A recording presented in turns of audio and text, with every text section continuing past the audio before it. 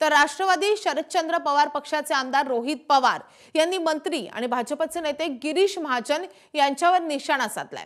जामनेर नगर परिषद निवडणुकीवरून रोहित पवार हे चांगलेच आक्रमक झालेत।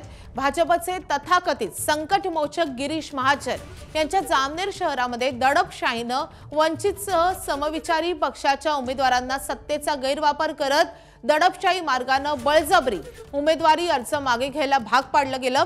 ही आहे बिनविरोध निवडणुकांची वस्तुस्थिती, अशी एक्सपोस्ट रोहित पवार यांनी केली आहे। नेमकी रोहित पवार यांची एक्सपोस्ट काय, त्यांनी कशी टीका केली आपण पाहूयात।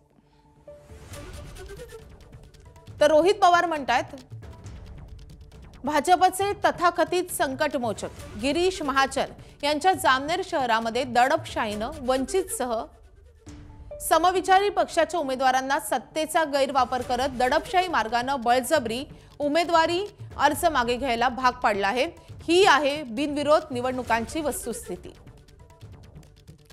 बिनविरोधासाठी एवढा अट्टहास का, विकली गेलेली यंत्रणा आणि शंड असलेला निवडणूक आयोग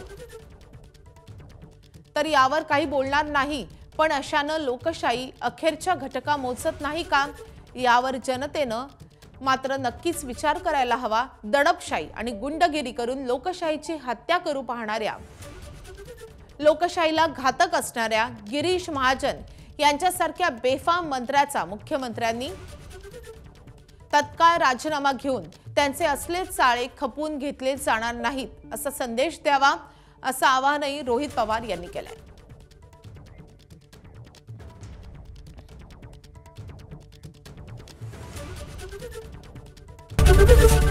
एबीपी माझा, उघडा डोळे बघा नीट।